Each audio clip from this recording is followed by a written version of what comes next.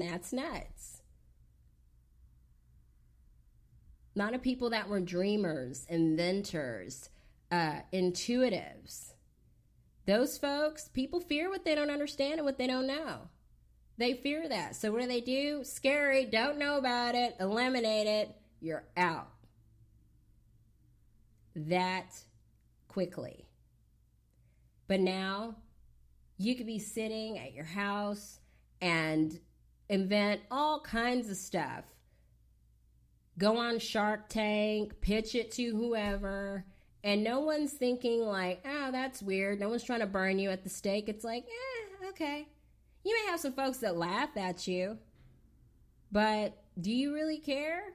I wouldn't. You can laugh as you're going to the bank. Ha! It happens all the time. So today, I got a good chuckle, and I'm hoping that I made all of you guys laugh too. But all my listeners, you guys have homework, okay? You guys got some homework. And that is, I want you to think about what your standards were as far as like living conditions and things of that nature. I want you to look at what those were 10 years ago, okay? And then I want you to think about what those were whenever you were younger and living under your parents' roof. And then I want you to compare that to now. Then I would like for you to log how quickly those things changed and what part you played to get to where you are now. The point of this exercise is for you to take a look and evaluate how you move, how you operate, how you utilize your resources. And then when we get in that place of everything sucks, the world is crapping on me, I can't, I want you to look back and do that exercise and see how far you have come. If you are proud of how far you've come now and you're like, you know what, I kind of did good, double it. Ooh, there go my headphones. Sorry. I want you to double that effort. Double that effort and fine tune it. If you're a salesperson, all I've done is sales, you do what works, right? So reinvent that. Reinvent that. I want you to look at your platonic relationships, okay? I want you to look at 10 years ago, again, who are your core group of friends? Your ride or dies, your homies, man, those are it. Those are my peeps. 10 years ago. Then I want you to go back and I want you to look at that same, no, it's not the same group, but it might be, who knows? Look at the people that you considered were your ride or dies back when you lived under your parents' roof, younger, before you could call your own shots. And then I want you to fast forward to right now and look at who those people are.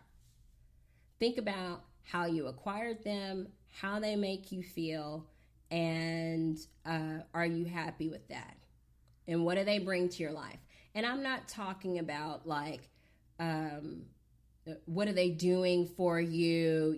Do they help you with clout and stuff like that?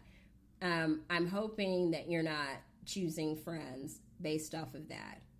You can always tell someone's character and feelings about you based on how they act towards you when you can't do anything for them.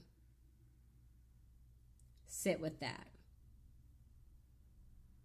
See how those same people are and how they act whenever you can't do something for them.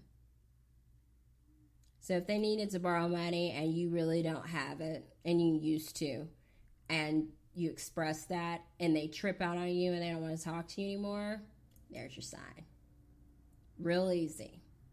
Last but not least, the romantic relationship that you may or may not be in right now. And then if you're currently not in one, if you're kind of semi-seeing someone, or you could even base it off of who you were with before. you became single. Go 10 years back. Look at who your romantic partner was 10 years ago. Some of y'all still might be with that person. So, 10 years ago, and then who you liked or who you were with romantically whenever you lived under your parents' roof and what that was like versus now. That romantic partner that you have, ladies and gentlemen, whoever, if you're with this romantic partner and you did the whole 10 years back exercise, 10 years back then, y'all been together for 10 years, there is no talk of any real commitment. There is no real structure. There is no real, what are we doing? No ring or whatever it is that you said that you knew that you wanted. This is your opportunity for you to look and get real with yourself and say, am I really trying to be somebody's forever girlfriend or boyfriend? Is this where I saw myself being, and this is supposed to be a romantic relationship? We're well all the way throughout our 30s, and this person's been hanging around for 10 years, and they're not talking of any real commitment. Do the uncomfortable, but do the uncomfortable for you. I can't say if that's right or wrong. Some people, that works for you, and that's what you want. Don't let anybody talk you out of that, because if that's what your perfect is, then that's what your perfect is, and you get to have that. So please don't get it twisted.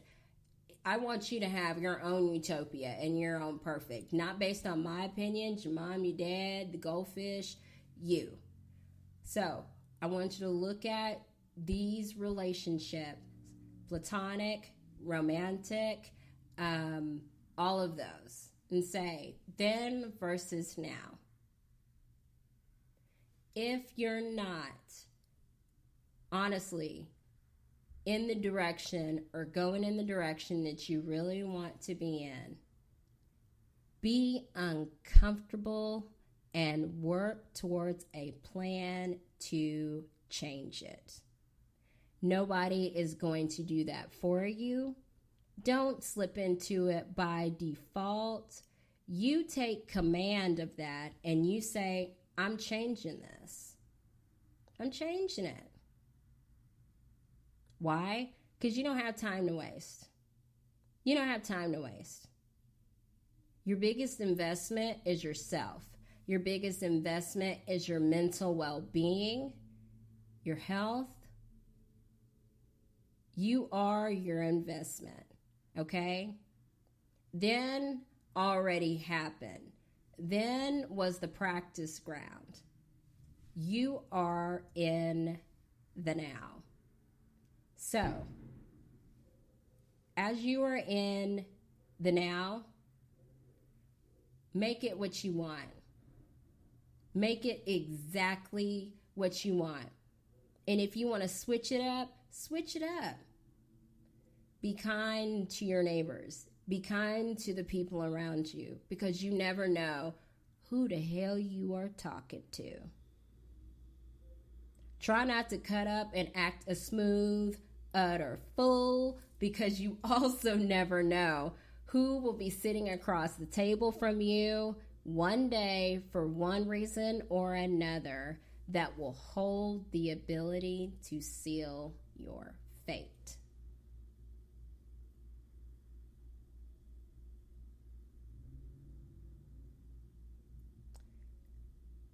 It's Friday. You ain't got no job. No, I'm kidding. I was about to go into that whole Friday monologue, but no, it is Friday. It's Friday night. I'm hoping a lot of you are home and safe, because it's good to be in your human form right now. Even though it doesn't feel like it, I feel like this is a good time to be alive, because you are getting to witness big changes that have been a long time coming, whatever that means to you. And only you yourself, the listener, will know how that runs through your veins, because you know your story. It's nobody else's business or right to tell your story, but you know what your story is. You know what you have worked through. You know what you have tolerated. You know what you have learned. And you also know what you have taught. So take that basket of all the things that make you, listener, who you are, what you believe in, what you fight for, what you co-sign. Let that be your legacy. Because people don't always remember what you say to them. They do remember how you make them feel. This is the time for you to be uplifted in your own right. It's your time. I'm always going to tell you guys, I'm always going to remind you guys that everything is your right. As these shows and our episodes happen every Friday, you'll be able to catch me at 8 p.m. every single Friday night. I want to get very involved with you guys. I want you guys to leave me messages. Let me know what you guys want to talk about. As I get my CBD and KEKE Instagram up and running, I want this to be super interactive. I'll have some of you guys come on live with me. We'll joke, we'll laugh, we'll do it all. I've got some really talented friends. A lot of them are musicians, and so I will be bringing them on the show. I want them to share their music, okay? I'm wanting to give people platforms that otherwise wouldn't have them, okay? And so as I'm trying to line up guests, I would love for you guys to direct message me, introduce yourself, if you're new to following me. And also, please, have your friends, everybody do me a favor, pick at least 5 friends and share. Please share this video and letting people know what I'm doing. And I'll have, again, different little giveaways and things like that. But this is a whole movement and it's a vibe. I'm wanting people to get their light and their shine because, again, you never know who's listening. But I'm just happy to be here. I'm happy to have this opportunity, and I'm happy to share it. So I've got 2 minutes left. So now I've got my thank yous. So my thank you list. Some of these people you guys may or may not know. First and foremost, Mr. Ronald Reeder. Okay, he is the head honcho of this network. I could not thank you enough for giving me this opportunity. So thank you, Ron. Thank you so, so much. Miss Sterling Day. Sterling Day is amazing. She's a medium. She's a wonderful lady. If you guys get the chance, Google her, look for her on Facebook. Sterling Day, she's given me a lot of great guidance, and so I definitely love her to death. So you guys, if you get the opportunity, you want to hit her up. Let's see here. Believe it or not, my boss with Allstate, Brett Clayton. I will give a good thank you to Brett because he did give me an opportunity in the insurance business 5 years ago. And so that was just the kick that I needed for me to try something new. So I will be forever, ever thankful to him. Let's see here. My friend, Mark Grant. Mark Grant is one of the most amazing, structured, loving, spiritually tethered people I've ever met in my entire life. He's one of my besties, and he came into my life right on time, right where I was just all like, Lord, everything is just terrible. and my amazing